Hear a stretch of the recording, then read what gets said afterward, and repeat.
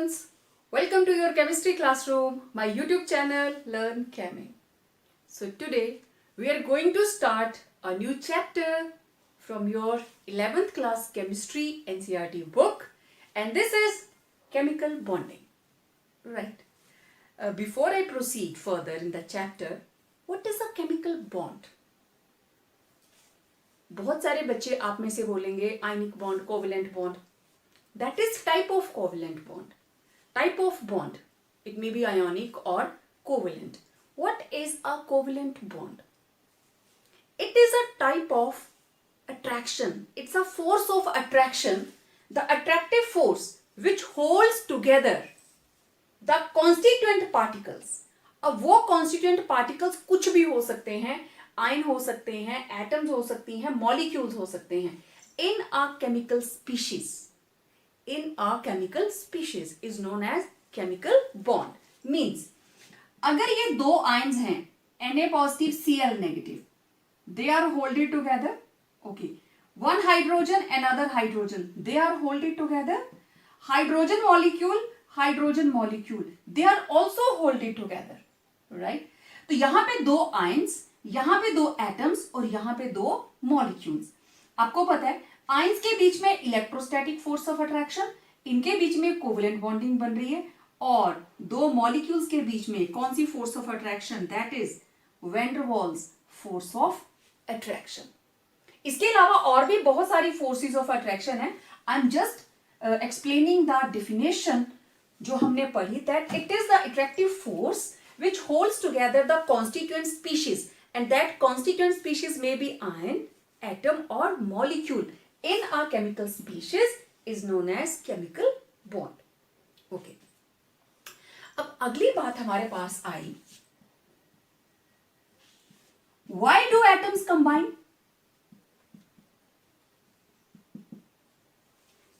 Atoms combine ही क्यों करती हैं? Why do atoms combine? Many scientists were working on this. जब हम डाल्टन एटॉमिक थ्योरी की बात करते हैं ना, वहां पे उसके ड्रॉबैक में ये चीज आती है. डाल्टन इतना तो बताता है कि एटम्स कंबाइन करती हैं, सिंपल रेशो में कंबाइन करती हैं, बट क्यों करती हैं? He was not aware of the fact. तो उसी चीज के ऊपर डाल्टन के जितने फॉलोअर्स थे, वन आफ्टर द अनदर, ये चीजें चलती रही कि वो क्यों कंबाइन करती हैं. And luckily in 1916 two scientists, Kozel and Lewis. These were the scientists who successfully explained the reason that why atoms combine. Okay. Now I don't need this definition anymore. अब मुझे बात करनी है why do atoms combine. Kozel and Lewis, they had worked very hard, और बहुत ज्यादा काम किया है इन्होंने कॉम्बिनेशन ऑफ एटम्स को लेके. अभी जब हम कॉम्बिनेशन स्टार्ट ही करेंगे तो लुइस से ही स्टार्ट करते हैं. छोटी क्लासेस में आपको लिखवाते हैं ना लुइस डॉट रिप्रेजेंटेशन, तो यही वो लुइस है जिसकी डॉट रिप्रेजेंटेशन आप लिखते आ रहे हो 10th क्लास से.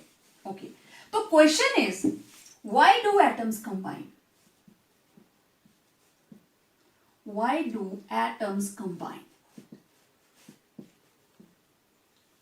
Kozel and Lewis, they studied many chemical compounds. Ionic, covalent, molecular, हर तरह के कंपाउंड्स को उन्होंने स्टडी किया. और उन्होंने क्या चीज नोटिस की? To acquire stable noble gas configuration.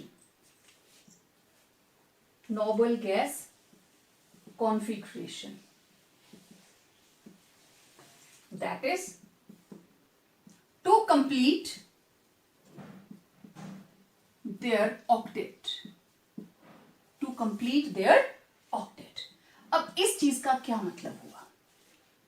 देखिए, अगर आप पीरियोडिक टेबल के अंदर जितनी भी हमारे पास नोबल गैसेस हैं आप उनको देखें तो we are having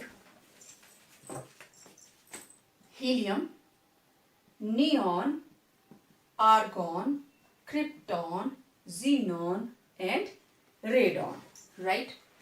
So in helium we are having electronic configuration 1s2.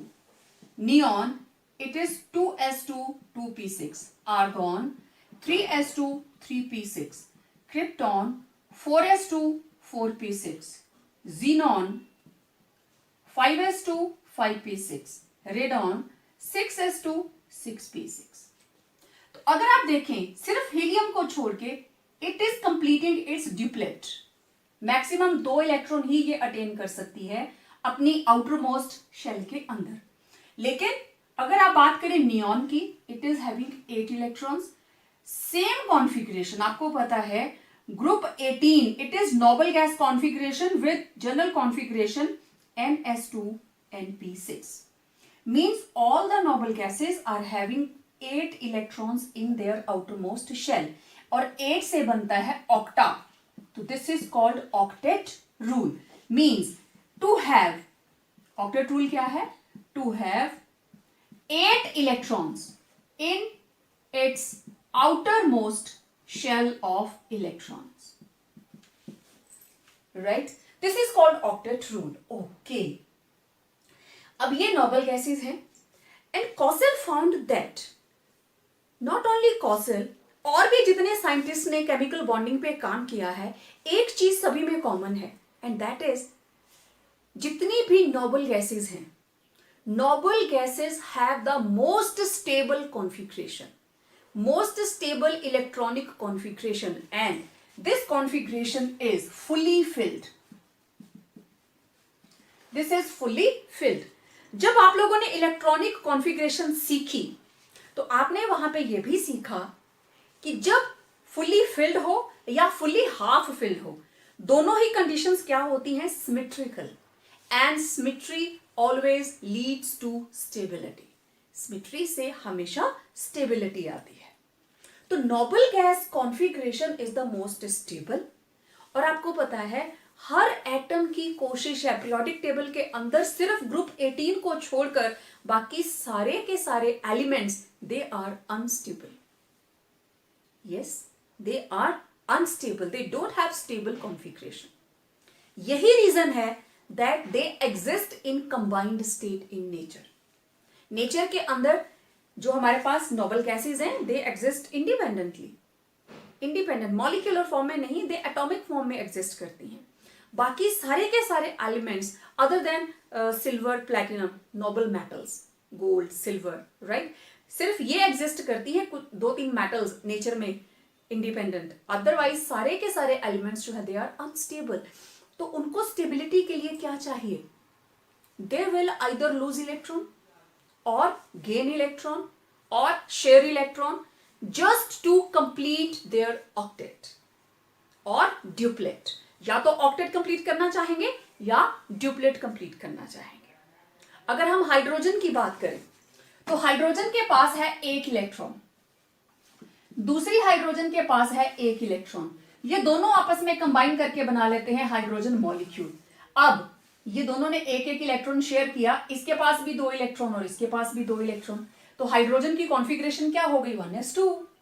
ठीक है, तो उसने क्या कंप्लीट कर ली? अपनी ड्यूप्लेट. तो या तो ड्यूप्लेट कंप्लीट करेंगे या ऑक्टेट कंप्लीट करेंगे. तो पहला रीजन क्या है फॉर देयर कॉम्बिनेशन? क्योंकि जो सबसे स्टेबल हमारे पास एलिमेंट्स हैं दे आर नोबल गैसेस. तो हर मेटल की कोशिश है, हर एलिमेंट की कोशिश है, not only metals, non metals also. So I would prefer to recite element. हर एलिमेंट की टेंडेंसी है to acquire noble gas configuration either by the loss of electron और बाय गेन ऑफ इलेक्ट्रॉन. ठीक है, तो अब कौन इलेक्ट्रॉन लूज करेगा, कौन इलेक्ट्रॉन गेन करेगा? अब आपको पता है जितनी भी मेटल्स हैं, metals are electropositive. Metals are electropositive and non metals these are electronegative. Means metals क्या करती हैं? They lose electron. ठीक है, they lose electron. And non metals क्या करती हैं? These gain electrons. राइट, तो either by losing or by gaining they are to attain just 8 electrons in their outermost shell of electron to complete or to obey octet rule. Okay, मैं सबसे simplest example लेती हूं. मेरे पास metal है sodium, ठीक है. I am having sodium. Okay, sodium का atomic number 11, 1s2 2s2 2p6 3s1. First shell, second shell, third shell. तो इसकी थर्ड शेल के अंदर एक ही इलेक्ट्रॉन है. ओके, इधर मैंने ले लिया क्लोराइड. क्लोराइड का atomic number 17, 1s2 2s2 2p6 3s2 3p5. First shell, second shell, third shell. इसकी फर्स्ट सबसे बाहर वाली शेल में 1 इलेक्ट्रॉन और इसकी बाहर वाली शेल में 7 इलेक्ट्रॉन. इसको रिक्वायरमेंट है 1 इलेक्ट्रॉन की, और ये अगर 1 इलेक्ट्रॉन दे देता है तो पीछे देखो क्या बन गई, 2s2 2p6 Nobel gas configuration. तो सोडियम क्या करता है, सोडियम लूजेस 1 इलेक्ट्रॉन, -1 इलेक्ट्रॉन, और बन जाता है Na पॉजिटिव. Na पॉजिटिव की कॉन्फ़िगरेशन 2s2 2p6 नियॉन. इधर हो गया क्लोरीन. ये जो इलेक्ट्रॉन यहां पे लूज हुआ, यहां पे जाके प्लस हो गया, प्लस इलेक्ट्रॉन. एक इलेक्ट्रॉन चला गया तो क्या बन गया, it will get Cl negative और कॉन्फ़िगरेशन 3s2 3p6. कौन है ये, आर्गॉन. ये कौन थी, नियॉन. होगी नोबल गैस कॉन्फ़िगरेशन. अब ये रहा सोडियम, ये रहा क्लोराइड, ये रहा केटाइन और ये रहा एनाइन. अब दोनों के बीच में electrostatic force of attraction, opposite charges आ गए ना दोनों के ऊपर, और दोनों आपस में कंबाइन कर जाएंगे और क्या बन जाएगा, sodium chloride and ionic compound. सिर्फ यही नहीं बनता, बहुत सारे कंपाउंड्स हैं, आयनिक हैं, कोवेलेंट हैं, उनके बारे में मैं बाद में बात करूंगी. मेरा फोकस यहां पे सिर्फ इस चीज के लिए था that they are to attain noble gas configuration either by the loss of electron or by the gain of electron. इनका दोनों का ही जो फोकस है that is just to attain 8 electrons, right? Okay, ये तो मैंने आयनिक कंपाउंड का example लिया. चलिए मैं एक कोवेलेंट कंपाउंड का एग्जांपल लेती हूं. मेरे पास है नाइट्रोजन. ओके, अब नाइट्रोजन का atomic number 7, 1s2 2s2 2p3. First shell, second shell. Second shell के अंदर टोटल 5 इलेक्ट्रॉन्स.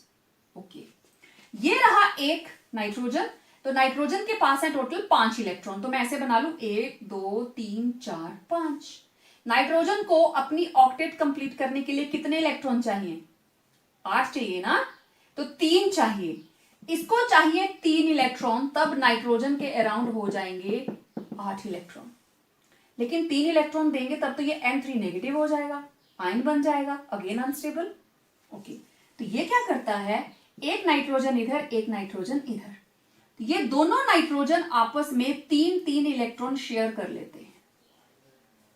अब देखो इस सर्कल के अंदर कितनी डॉट्स हैं, 3 3 6 और 2 8. इस सर्कल के अंदर कितनी है, 3 3 6 2 8, और कॉमन एरिया में कितने आ रहे हैं, इसको क्या बोलते हैं आप, इंटरसेक्शन बोलते हो ना मैथमेटिक्स में. तो कितने आ रहे टोटल, 6.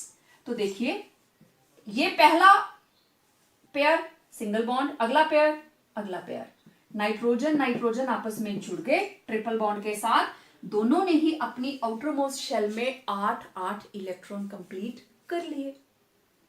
ठीक है, तो किसी भी तरीके से अगर मैं क्लोरीन की बात करूं तो क्लोरीन की आउटर मोस्ट शेल के अंदर थे 7 इलेक्ट्रॉन. ये रही दूसरी क्लोरीन. अब देखो इस सर्कल के अंदर हो गए 8, इसके अंदर भी हो गए 8. दोनों ने एक इलेक्ट्रॉन शेयर कर लिया.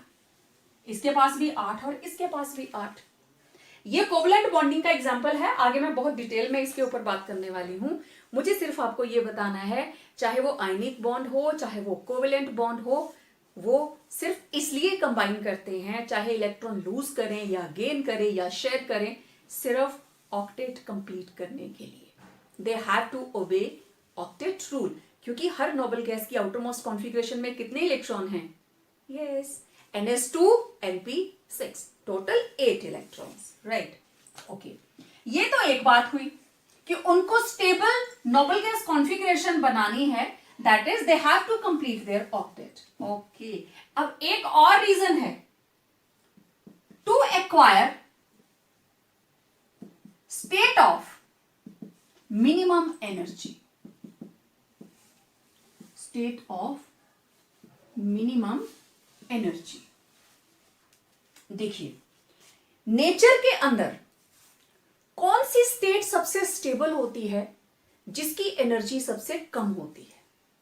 देखो, हम लोग सबसे ज्यादा स्टेबल कब होते हैं? जब बीमार होते हैं, बेड रिडन हो जाते हैं, जब बीमार होते हैं। क्यों हम स्टेबल हो जाते हैं? क्योंकि उस कंडीशन में हमारी एनर्जी क्या होती है? बिल्कुल लो होती है। और जब हमारे अंदर बहुत एनर्जी होती है, वी आर वेरी एनर्जेटिक, है ना। जब हम ग्लूकोज खा लेते हैं फिर तो भागते हैं, ठीक है ना।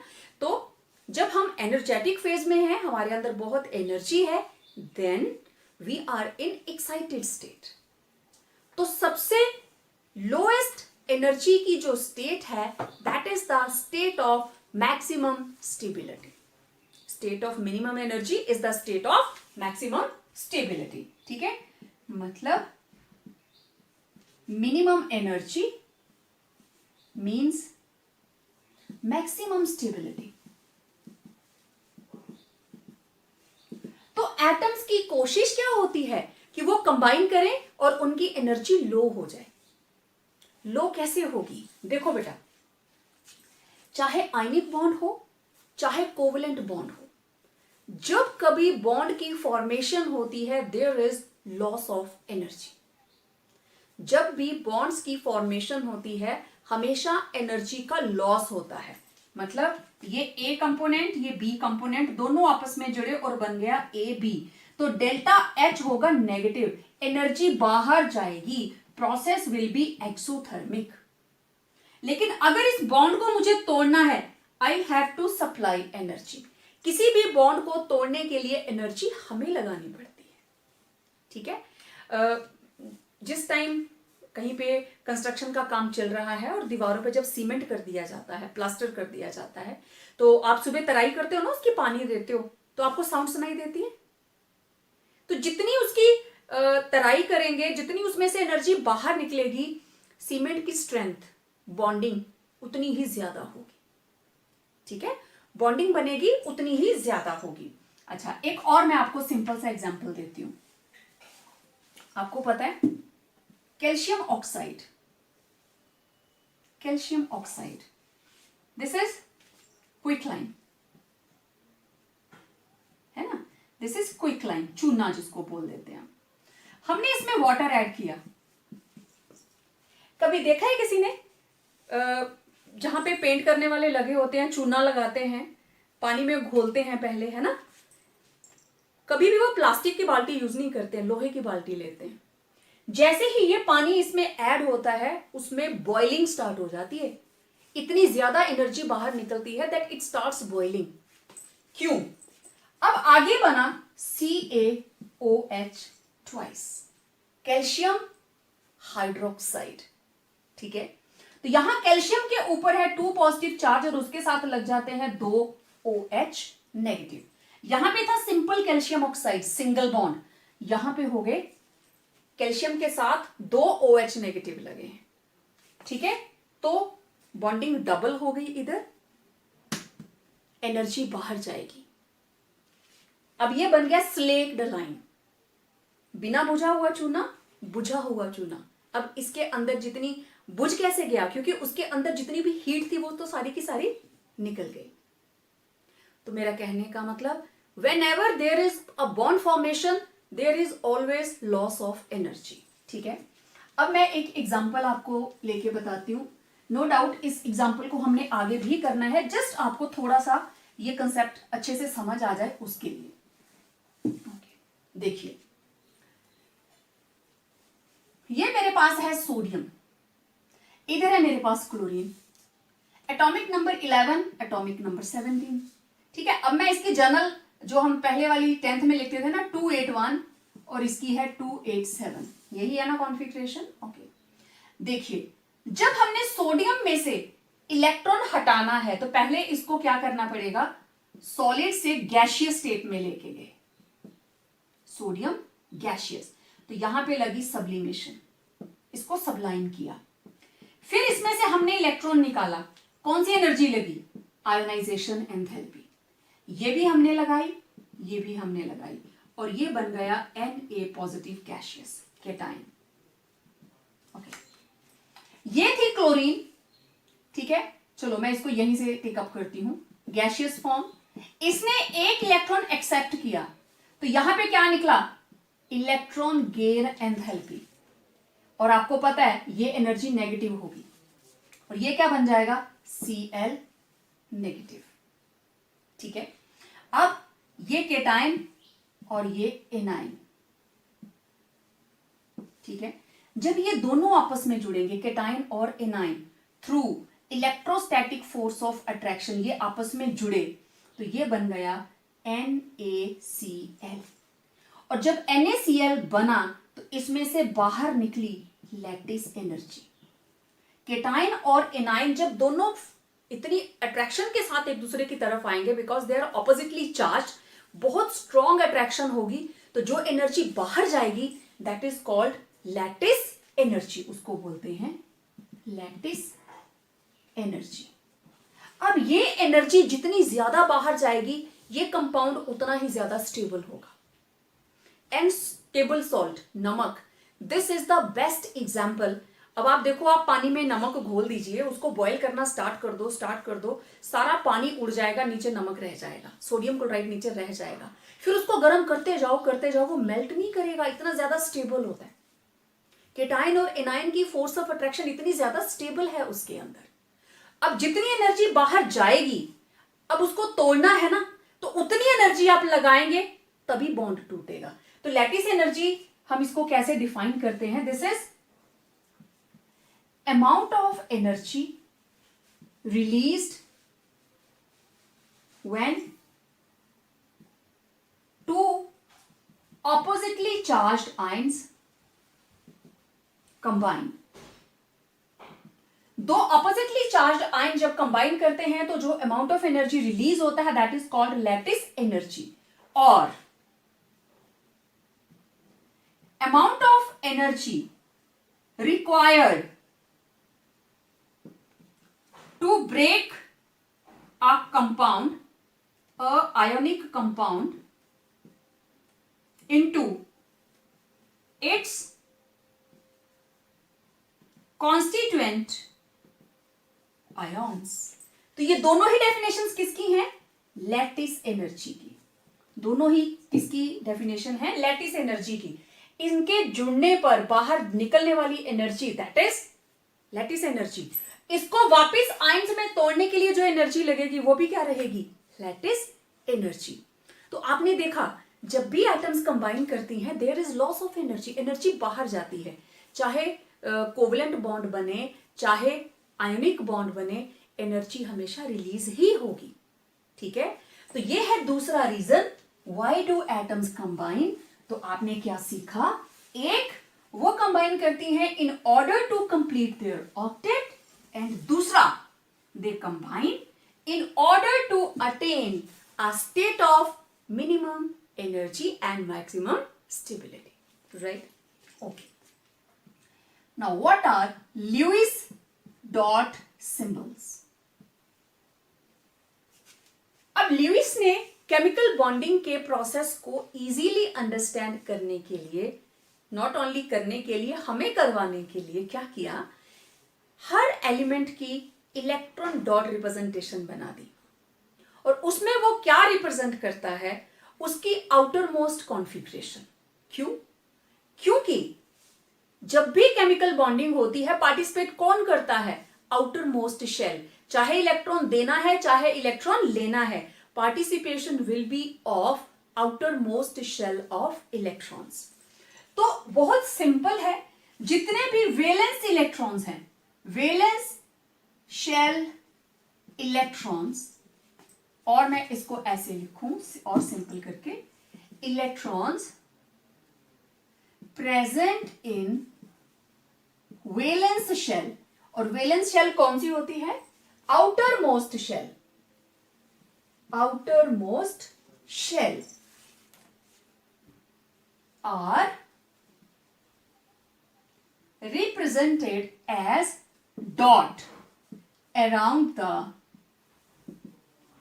atom.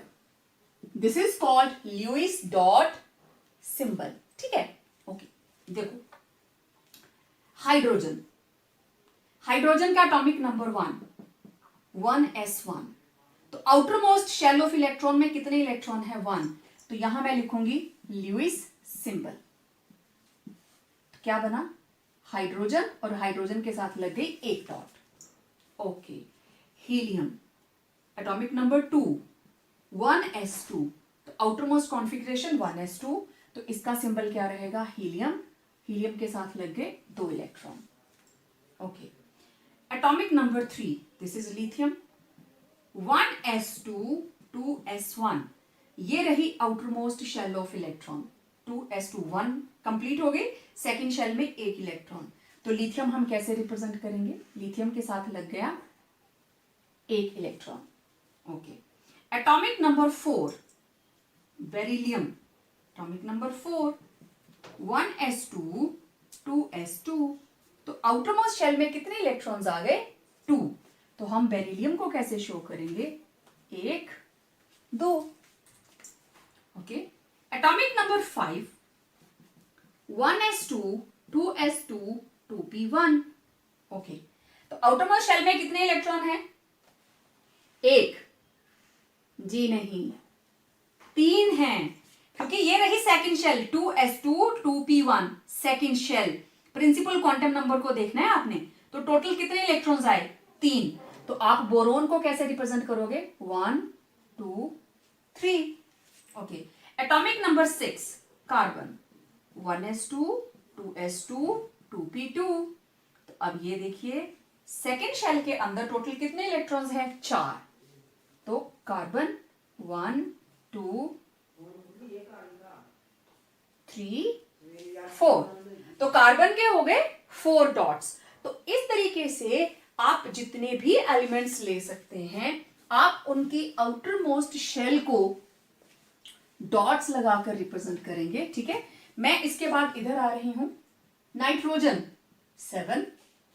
तो कॉन्फ़िगरेशन 1s2 2s2 2p3। तो ये रही outer most shell of electron. तो ल्यूइस सिंबल क्या बनेगा? नाइट्रोजन के ऊपर लगेंगे 5 1 2 3 4 एंड 5। तो नाइट्रोजन को आप रिप्रेजेंट करोगे with 5 dots. Okay, now oxygen atomic number 8 1s2 2s2 2p4। तो आउटर मोस्ट शेल में कितने आ गए? 6 1 2 3 4 5 6। Okay, fluorine atomic number 9 1s2 2s2 2p5। तो आउटर मोस्ट शेल में कितने आ गए? 7। तो फ्लोरीन के अराउंड कितनी डॉट्स लगेंगी? 2 2 2 और 1। टोटल कितनी हो गई? 7।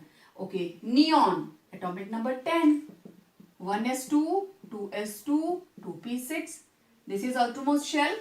तो ये रहा नियॉन 2 4 6 एंड 10। तो इस तरीके से मैंने 10 एटॉमिक नंबर तक आपको ल्यूइस डॉट रिप्रेजेंटेशन बना के बता दी। अब आपका काम क्या है? आपको बनाना है ल्यूइस डॉट रिप्रेजेंटेशन। ये आपने मेरे साथ साथ बना ही ली होगी।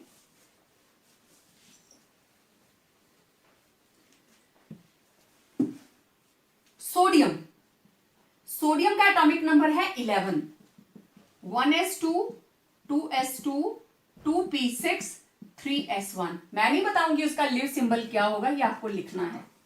Sodium, magnesium atomic number 12 1s2 2s2 2p6 3s2।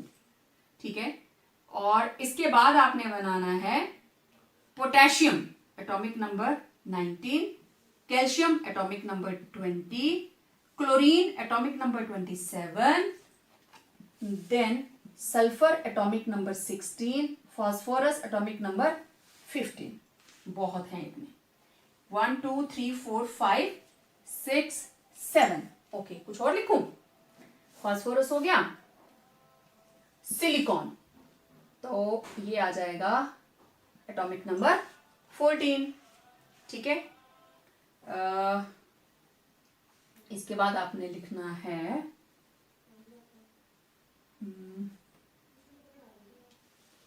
चलो इतने ही काफी, आपने इनके ल्यूइस डॉट रिप्रेजेंटेशंस बनाने हैं। ठीक है,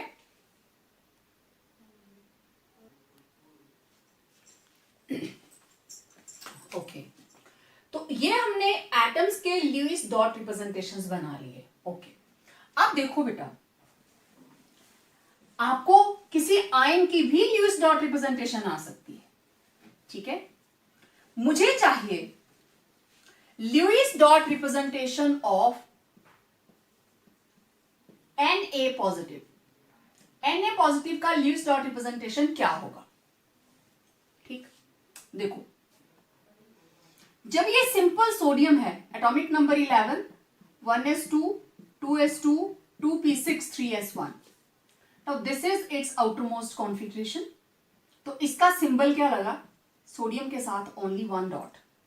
okay, after the loss of one electron, एक इलेक्ट्रॉन चला गया, now it acquire Na positive plus one electron बाहर। अब Na पॉजिटिव की आउटरमोस्ट शेल क्या है? This one. अब इसकी है 2s2 2p6, तो 1 2 3 4 5 6 7 8। Na पॉजिटिव की ल्यूइस डॉट रिप्रेजेंटेशन क्या आएगी? 8, क्योंकि ये कैसे बना? After the loss of one electron. इसी तरीके से F नेगेटिव, इसका ल्यूइस डॉट रिप्रेजेंटेशन क्या होगा? आपको इतना पता है, सिंपल फ्लोरीन की कितनी थी? 7।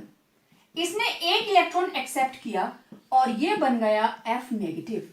एक इलेक्ट्रॉन और आ गया, कहां आएगा? इसके आउटरमोस्ट शेल में आया ना। ये था 2s2 2p5, अब ये हो गया 2s2 2p6, तो 2 4 6 और 8।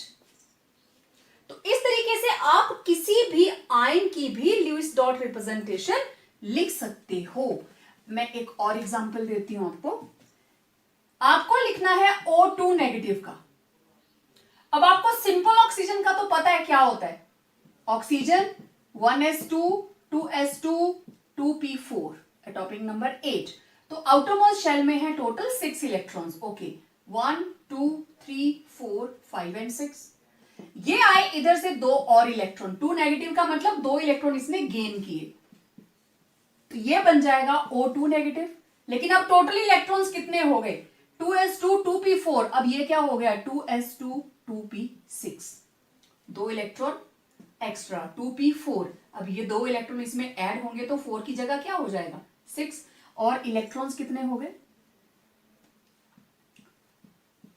6 तो इसके अपने ही थे, 2 और आ गए। तो यहां पे जो डॉट्स हैं कितनी लगेंगी? 8। बात समझ में आई? आप किसी भी केटाइन की या एनाइन की डॉट रिप्रेजेंटेशन बना सकते हो। राइट, क्लियर हो गया सबको? ओके, अब देखो, मैं आपको एक बड़ा सिंपल सा तरीका बताती हूं।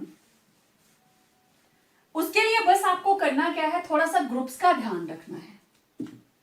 देखो, ग्रुप 1 में कौन कौन आता है भाई? Lithium, sodium, potassium, rubidium, caesium, francium. इन सभी की जर्नल कॉन्फ़िगरेशन क्या है? NS1। तो फिर इन सभी की जो हमारे पास ल्यूइस डॉट रिप्रेजेंटेशन क्या होगी? सभी के ऊपर क्या लगेगा? 1 डॉट। मतलब lithium 1 dot, sodium 1 dot, potassium 1 dot, rubidium 1 dot, caesium 1 dot, francium 1 dot. समझ आ गई सबको? तो ये सारी की सारी मेटल्स को अगर मैं M के साथ रिप्रेजेंट करूं तो मैं लिखूंगी सिंगल एक डॉट, इसके ऊपर सिर्फ एक ही डॉट लगेगी। ओके, अब देखिए सेकंड, ग्रुप सेकंड में कौन कौन आया? बेरिलियम है, मैग्नीशियम है, कैल्शियम, स्ट्रोंशियम और बेरियम। रेडियम भी है but that is radio active. आपको पता है ग्रुप सेकंड की जनरल कॉन्फ़िगरेशन NS2, तो क्वाइट ऑब्वियस इन सभी के ऊपर कितनी डॉट्स लगेंगी? 2। तो beryllium 2 dots, magnesium 2 dots, calcium 2 dots, strontium 2 dots, barium, so on. समझ आ गई सबको? ओके। अब देखते हैं ग्रुप 13। ग्रुप 13 के अंदर है हमारे पास boron, aluminium, gallium, indium, thallium. ठीक है, सभी के पास टोटल इलेक्ट्रॉन है इधर 3, राइट? तो NS2 NP1, this is their electronic configuration. तो सभी के कितने डॉट्स लगाएंगे आप? 3।